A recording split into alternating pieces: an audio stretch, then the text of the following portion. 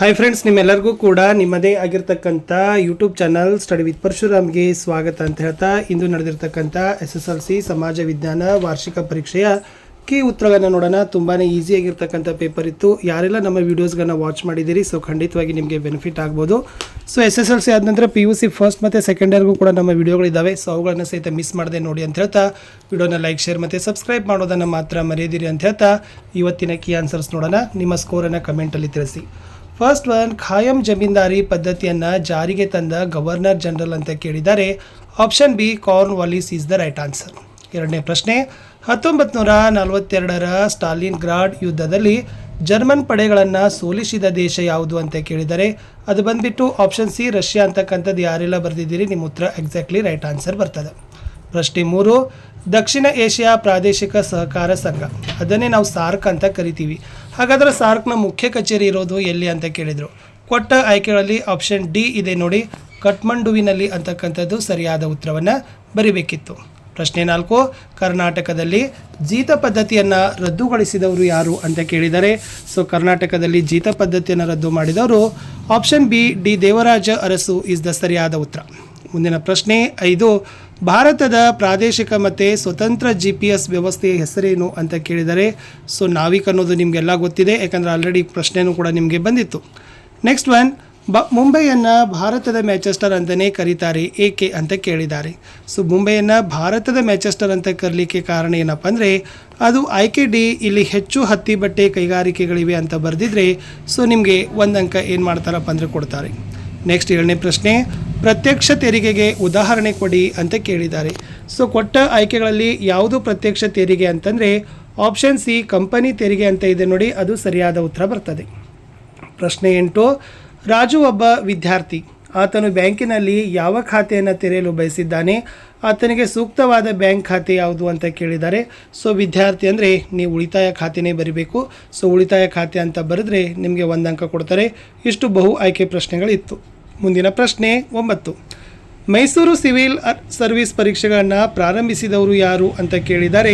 K Seshadri Iyer. So K Seshadri Iyer ಅವರೇ ಈ Mysuru civil service ಪರೀಕ್ಷೆಗಳನ್ನು ಪ್ರಾರಂಭ ಮಾಡಿರ್ತಕ್ಕಂಥ ದಿವಾನ. ಪ್ರಶ್ನೆ 10, ಎರಡನೇ ಮಹಾಯುದ್ಧ ಶೀತಲ ಸಮರಕ್ಕೆ ನಾಂದಿಯಾಯಿತು ಹೇಗೆ. ಇಲ್ಲಿ ಸೋವಿಯತ್ ರಷ್ಯಾ ಮತ್ತು ಅಮೆರಿಕ ಪರಸ್ಪರ ವಿರೋಧಿಯಿಂದ ಶಕ್ತಿಶಾಲಿ ದೇಶಗಳಾಗಿರೋದ್ರಿಂದ ಏನಾಗ್ತದಪ್ಪ ಅಂದ್ರೆ ಅದು ಶೀತಲ ಸಮರಕ್ಕೆ ನಾಂದಿಯಾಯಿತು ಅಂತ ಬರಿಬೇಕು. 11ನೇ ಪ್ರಶ್ನೆ ತುಂಬಾ ಈಸಿ ಇತ್ತು. ದತ್ತಿ ಸಮಿತಿಯನ್ನು ಸ್ಥಾಪಿಸಲು ಕಾರಣ ಏನು. ಇಲ್ಲಿ ವಸಾಹತುಶಾಹಿತ್ವಕ್ಕೆ ಒಳಪಟ್ಟಿದ್ದ ಪ್ರದೇಶಗಳು ಸಾರ್ವಭೌಮತ್ವ ರಾಷ್ಟ್ರಗಳಾಗಿ ಉದಯಿಸುತ್ತಿದ್ದ ಸ್ಥಿತ್ಯಂತರಕ್ಕೆ ಕಾಲಾವಧಿಯಲ್ಲಿ ಈ ಪ್ರದೇಶಗಳ ಮೇಲುಸ್ತುವಾರಿಯನ್ನು ಮಾಡಲಿಕ್ಕೆ ದತ್ತಿ ಸಮಿತಿಯನ್ನು ಸ್ಥಾಪಿಸಿದರು. ಇದು ಎಕ್ಸಾಕ್ಟ್ ಆಗಿರ್ತಕ್ಕಂಥ ಉತ್ತರ. ಇನ್ನು MRPL ವಿರೋಧಿ ಚಳವಳಿ ಏಕೆ ಹಮ್ಮಿಕೊಂಡಿದ್ದಾರೆ ಅಂತ ಕೇಳಿದರೆ, ತೈಲ ಕಾರ್ಯಾಗಾರದಿಂದ ಹೊರಬರುವ ರಾಸಾಯನಿಕ ಅಂಶಗಳಿಂದ ಪರಿಸರ ನಾಶವಾಗುತ್ತದೆ ಅಂತ ತಿಳಿದು ಈ MRPL ವಿರೋಧಿ ಚಳವಳಿಯನ್ನು ಹಮ್ಮಿಕೊಂಡರು. ನೆಕ್ಸ್ಟ್ 13ನೇ ಪ್ರಶ್ನೆ, ಎಸ್, ಬೇಸಿಗೆಯಲ್ಲಿ ಉತ್ತರ ಭಾರತಕ್ಕಿಂತ ದಕ್ಷಿಣ ಭಾರತದಲ್ಲಿ ಉಷ್ಣಾಂಶ ಕಡಿಮೆಯಾಗ್ತದೆ ಏಕೆ. ಈ ಅವಧಿಯಲ್ಲಿ ಸೂರ್ಯನ ಲಂಬಕಿರಣಗಳು ಉತ್ತರಾರ್ಧಗೋಳದ ಮೇಲೆ ಬೀಳುವುದರಿಂದ ಹಾಗೂ ದಕ್ಷಿಣ ಭಾರತಕ್ಕೆ 3 ಕಡೆ ಸಾಗರಗಳು ಆವೃತ್ತವಾಗಿರೋದ್ರಿಂದ ನಾವೇನು ಹೇಳ್ಬೋದು, ಉಷ್ಣಾಂಶ ಕಡಿಮೆ ಅಂತಲೇ ಬರಿಬೋದು. ಪ್ರಶ್ನೆ 14, ಸುವರ್ಣ ಗ್ರಾಮೋದಯ ಯೋಜನೆ ಏಕೆ ಜಾರಿಗೆ ತಂದರು. ಸೊ ನಿಮ್ಮೆಲ್ಲರಿಗೂ ಗೊತ್ತಿದೆ, ವಸತಿಹೀನರಿಗೆ ಮೂಲಭೂತ ಸೌಕರ್ಯಗಳನ್ನು ಬಲಪಡಿಸೋದು. ಸೊ ಮುಖ್ಯವಾಗಿರ್ತಕ್ಕಂಥ ಉದ್ದೇಶ ಸುವರ್ಣ ಗ್ರಾಮೋದಯದ ಯೋಜನೆ. ಇನ್ನು ಭಾರತದಲ್ಲಿ ಜಿಲ್ಲಾ ಕೈಗಾರಿಕಾ ಕೇಂದ್ರ ಯಾವ ವರ್ಷ ಸ್ಥಾಪನೆ ಮಾಡಿದ್ದಾರೆ ಅಂತ ಕೇಳಿದ್ದಾರೆ. So 1978 is exactly right answer. ಇನ್ನು ಭಾರತ ಸಂವಿಧಾನದ 17ನೇ ವಿಧಿಯ ಮಹತ್ವ ಕೇಳಿದರು. ಇದು ಅಸ್ಪೃಶ್ಯತೆ ಆಚರಣೆಯನ್ನು ನಿಷೇಧ ಮಾಡಿದೆ ಅನ್ನೋದನ್ನು ನೀವು ಬರೆದ್ರೆ ನಿಮ್ಮ ಉತ್ತರ ಸರಿ ಆಗ್ತದೆ. ಇನ್ನು 2 ಮಾರ್ಕರಲ್ಲಿನೂ ಕೂಡ ಅಷ್ಟೇನು ಬಹಳ ಟಫಾಗಿರ್ತಕ್ಕಂಥದ್ದು ಇರಲಿಲ್ಲ ಫ್ರೆಂಡ್ಸ್. ಭಾಳ ಈಸಿಯಾಗಿರ್ತಕ್ಕಂಥ ಉತ್ತರಗಳನ್ನು ಅವ್ರು ಏನು ಮಾಡಿದರು ನಿಮಗೆ ಕೇಳಿದರು. ಸೊ ನೀವುಗಳು ಕೂಡ ಅದನ್ನು ಏನು ಮಾಡಿದಿರ್ಬೋದು, ಬರೆದಿರ್ಬೋದು. ಕೇಂದ್ರ ಲೋಕಸೇವಾ ಆಯೋಗದ ರಚನೆ ಅಂತ ಕೇಳಿದ್ದಾರೆ. ಸೊ ಅದರಲ್ಲಿರ್ತಕ್ಕಂಥ ಯಾವ ವಿಧಿ ಪ್ರಕಾರ ರಚನೆ ಆಯಿತು, ಅಲ್ಲಿ ಇರ್ತಕ್ಕಂಥ ಸದಸ್ಯರ ಸಂಖ್ಯೆ, ಓಕೆ, ಅಧ್ಯಕ್ಷರು, ಅದನ್ನು ಬರೀಬೇಕು. ಇನ್ನು ಅಂತಾರಾಷ್ಟ್ರೀಯ ಕಾರ್ಮಿಕ ಸಂಘದ ರಚನೆ, ಇದು ಕೂಡ ವಿಶ್ವಸಂಸ್ಥೆ ಪಾಠದಲ್ಲಿ ಬರ್ತದೆ, ವೆರಿ ಈಸಿ. ಇನ್ನು ವರದಕ್ಷಿಣೆ ಸಮಾಜದಲ್ಲಿ ಲಿಂಗ ಅಸಮಾನತೆ ಉಂಟು ಮಾಡುತ್ತದೆ, ಅಂದರೆ ಇದು ವರದಕ್ಷಿಣೆಯ ಪರಿಣಾಮಗಳ ಮೇಲೆ ಬರೀತಕ್ಕಂಥ ಪ್ರಶ್ನೆ. ಇನ್ನು ತಾರತಮ್ಯದಿಂದ ರೂಪುಗೊಂಡ ಪೂರ್ವಾಗ್ರಹ ಋಣಾತ್ಮಕ ಭಾವನೆಗಳಿಗೆ ಕಾರಣವಾಗ್ತದೆ, ಇಟ್ಸ್ ಆಲ್ಸೋ ವೆರಿ ಈಸಿ. ಇನ್ನು ಸ್ವಾತಂತ್ರ್ಯ ನಂತರ ಭಾರತದಲ್ಲಿ ಎದುರಿಸ್ತಿರ್ತಕ್ಕಂಥದ್ದು ಅದು ನಿರಾಶ್ರಿತರ ಸಮಸ್ಯೆ, ಆಮೇಲೆ ಸಂವಿಧಾನ ರಚನೆಯ ಸಮಸ್ಯೆ, ವಲಸಿಗರ ಸಮಸ್ಯೆ, ಆಹಾರ ಸಮಸ್ಯೆ, ಓಕೆ, ಇದನ್ನೆಲ್ಲನೂ ಬರೀಬೇಕು. ದತ್ತು ಮಕ್ಕಳಿಗೆ ಹಕ್ಕಿಲ್ಲ ನೀತಿ ಭಾರತದಲ್ಲಿ ಬ್ರಿಟಿಷ್ ಸರ್ಕಾರದ ವಿಸ್ತರಣೆಗೆ ಸಹಾಯಕವಾಗಿತ್ತು. ನಿಮಗೆ ಗೊತ್ತಿದೆ, ಸೊ ರಾಜ ತೀರಿಕೊಂಡ ನಂತರ ಆತನ ದತ್ತು ಮಕ್ಕಳಿಗೆ ಉತ್ತರಾಧಿಕಾರತ್ವದ ಹಕ್ಕಿರಲಿಲ್ಲ, ಅದನ್ನೇ ಲಾರ್ಡ್ ಡೌಲ್ ಹಾಸಿ ಜಾರಿಗೆ ತಂದ, ಅದನ್ನು ಬರೀಬೇಕು. ಮಳೆ ಕೊಯ್ಲಿನ ಪ್ರಾಮುಖ್ಯತೆಯನ್ನು ಕೇಳಿದ್ದಾರೆ. ಸೊ ಮಳೆ ಕೊಯ್ಲಿನ ಪ್ರಾಮುಖ್ಯತೆ, ನೀರಿನ ಅಂತರ್ಜಲ ಮಟ್ಟ ಏನಾಗ್ತದಪ್ಪ ಅಂದ್ರೆ ಹೆಚ್ಚಾಗ್ತದೆ, ನೀರಿನ ಲಭ್ಯತೆ ಆಗ್ತದೆ, ಮತ್ತು ನೀರನ್ನು ನಾವೇನು ಮಾಡ್ಬೋದು, ಬೇರೆಲ್ಲ ಕೆಲಸ ಕಾರ್ಯಗಳಿಗೆ ಬಳಕೆಗಳನ್ನು ಮಾಡ್ಬೋದು. ಇನ್ನು ತೋಟಗಾರಿಕೆ ಮತ್ತು ಪುಷ್ಪ ಬೇಸಾಯಗಳು ಭಾರತೀಯರ ರೈತರ ಅಭಿವೃದ್ಧಿಗೆ ಸಹಾಯ ಮಾಡಿವೆ ಹೇಗೆ? ಹೌದು, ಇವೆಲ್ಲ ಏನಪ್ಪ ಅಂತಂದರೆ ವಾಣಿಜ್ಯ ಬೆಳೆಗಳು ರೈತರ ಆರ್ಥಿಕ ಅಭಿವೃದ್ಧಿಯನ್ನು ಹೆಚ್ಚು ಮಾಡಿದವ, ನಮ್ಮ ದೇಶದ ತಲಾ ವರಮಾನ ಕೂಡ ಹೆಚ್ಚು ಮಾಡ್ತದೆ. ಆಮೇಲೆ ಇವುಗಳಿಂದ ಹೆಚ್ಚಿನ ಒಂದು ನಾವು ರಫ್ತು ಸಹಿತ ಕೂಡ ನಾವೇನು ಮಾಡ್ತಾ ಇದ್ದೀವಿ, ತೋಟಗಾರಿಕೆ ಉತ್ಪನ್ನಗಳು ಮತ್ತು ಪುಷ್ಪ ಬೇಸಾಯದಿಂದ ಹೂಗಳನ್ನು ನಾವು ಮಾಡ್ತಾ ಇದ್ದೀವಿ. ನೀತಿ ಆಯೋಗದ ಧ್ಯೇಯೋದ್ದೇಶ, it's also very easy question. ಇನ್ನು ಪ್ರತಿ ವರ್ಷ ಮಾರ್ಚ್ 15ರಂದೇ ವಿಶ್ವ ಗ್ರಾಹಕರ ಹಕ್ಕುಗಳ ದಿನವನ್ನಾಗಿ ಏಕೆ ಆಚರಿಸ್ತೀವಿ ಅಂತ ಕೇಳಿದರು, ಅದನ್ನೇ ನೀವು ಬರೆದಿರ್ತೀರಿ. 3 ಮಾರ್ಕರಲ್ಲಿ ಬಕ್ಸಾರ್ ಕದನದ ಪರಿಣಾಮ ಅಥವಾ ಬ್ರಿಟಿಷ್ ಶಿಕ್ಷಣ ವ್ಯವಸ್ಥೆಯ ಮೇಲೆ ಪರಿಣಾಮಗಳನ್ನು ಕೇಳಿದರು.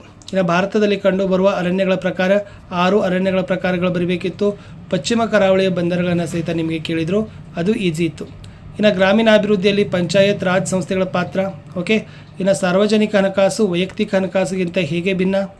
ಅಂಚೆ ಕಚೇರಿಗಳು ನಿರ್ವಹಿಸ್ತಕ್ಕಂಥ ಹಣಕಾಸಿನ ವ್ಯವಹಾರಗಳು, ಅದು ರಾಷ್ಟ್ರೀಯ ಉಳಿತಾಯ ಪತ್ರಗಳನ್ನು ನೀಡ್ತದೆ, ಹಣವನ್ನು ಪಾವತಿ ಮಾಡ್ತದೆ, ಓಕೆನಾ.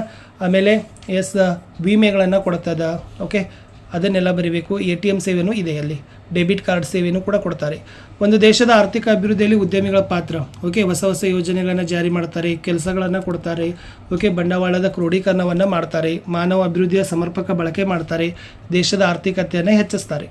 ಇನ್ನು ಶ್ರೀ ನಾರಾಯಣ ಗುರು ಧರ್ಮ ಪರಿಪಾಲನಾ ಯೋಗಂನ ಸುಧಾರಣೆಗಳು, ಭಾರತದ ಪ್ರಥಮ ಸ್ವಾತಂತ್ರ್ಯ ಸಂಗ್ರಾಮಕ್ಕೆ ಆರ್ಥಿಕ ಕಾರಣಗಳನ್ನು ಕೇಳಿದ್ದಾರೆ.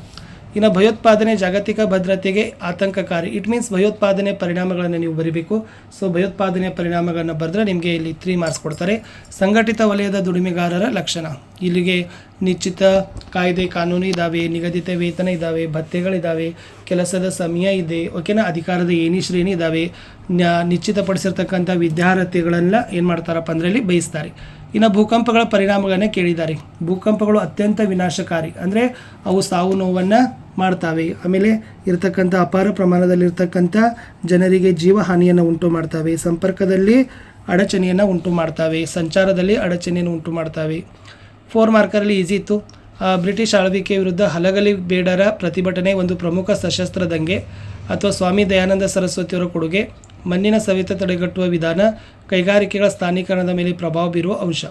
ಇನ್ನು ಸ್ವಾತಂತ್ರ್ಯ ಹೋರಾಟದಲ್ಲಿ ತೀವ್ರಗಾಮಿಗಳ ಪಾತ್ರ ಕೇಳಿದ್ದಾರೆ. ಇನ್ನು ಆರ್ಥಿಕ ಅಸಮಾನತೆ ನಿವಾರಣೆಗಾಗಿ ಅಗತ್ಯ ಕ್ರಮಗಳು. ಇನ್ನು ಭಾರತದ ನಕ್ಷೆಯಲ್ಲಿ ಭಾಳ ಈಜಿ ಇತ್ತು. ಕರ್ಕಾಟಕ ಸಂಕ್ರಾಂತಿ ವೃತ್ತ, ಮಲಬಾರ್ ತೀರ, ಬಾಕ್ರಾನಂಗಲ್ ಅಣೆಕಟ್ಟು, ಇಂದಿರಾ ಗಾಂಧಿ ಅಂತಾರಾಷ್ಟ್ರೀಯ ವಿಮಾನ ನಿಲ್ದಾಣ, ಭದ್ರಾವತಿ, ಕಲ್ಪಕಂ, ಬಾಂಬೆ ಹೈ, ಕೊಯ್ನಾ, ದುರ್ಗಾಪುರ್ ಮತ್ತು ಸಿಲಾಂಗ್. ನಾನು ಈ ವಿಡಿಯೋದಲ್ಲಿ 1 ಮಾರ್ಕರ್ ಕ್ವಶನ್ ಕೊಟ್ಟಿದ್ದೀನಿ. ಸೊ 2 ಮಾರ್ಕರ್ದು ಆಮೇಲೆ ಕೊಡ್ತೀನಿ. ನಿಮ್ಮ ಸ್ಕೋರನ್ನು ಕಮೆಂಟ್ ಮಾಡಿ ಅಂತ ಹೇಳ್ತಾ ಬಾಯ್.